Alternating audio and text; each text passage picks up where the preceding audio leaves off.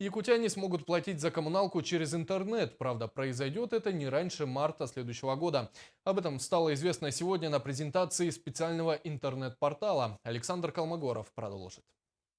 Новая интегрированная информационно-аналитическая система по начислению и сбору платежей населения республики позволит объединить все взаимосвязанные программы по расчету тарифов, по субсидированию организаций и другие, пользоваться которыми станет возможным с помощью интернет-портала. Об этом сегодня речь шла на пресс-конференции в Министерстве ЖКХ и энергетики Якутии. Одним словом, появится взаимосвязь между профильными ведомствами и структурами. Программа будет работать примерно следующим образом. Это сервис, который будет развернут на правительственных серверах. К этому сервису будут подключены существующие компании, управляющие компании, ТСЖ, расчетно-кассовые центры.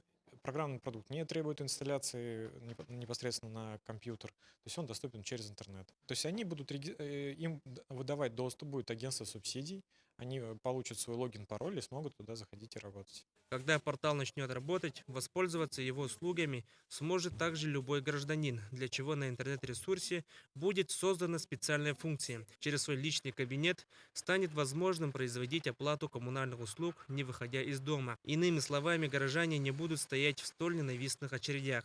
Стоит отметить, что такая же удобная функция появится и в мобильных устройствах. Запуск рабочей версии портала планируется в марте следующего года. В последующем им достаточно будет зайти на мобильное приложение, либо портал, и в этом мобильном приложении занести эти показания приборов учета.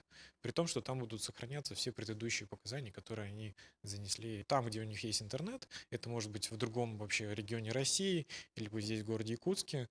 Им достаточно интернет, чтобы оплатить жилищно-коммунальные услуги, занести туда свои показания приборов учета, подать жалобу на качество жилищно-коммунальных услуг. Вниманию участников пресс-конференции в этот день была представлена тематическая брошюра «Это должен знать каждый», которая вышла в свет совсем недавно. Она подробно и доступно разъясняет каждому, как начисляется плата за жилищно-коммунальные услуги. В брошюре также собрана и другая важная и нужная информация, например, как сэкономить в употреблении электроэнергии или газа. В скором времени брошюра будет доставлена до каждого почтового ящика жилого дома во всех поселениях республики. Александр Колмогоров, Иван Семенов, НВК Саха, Якутск.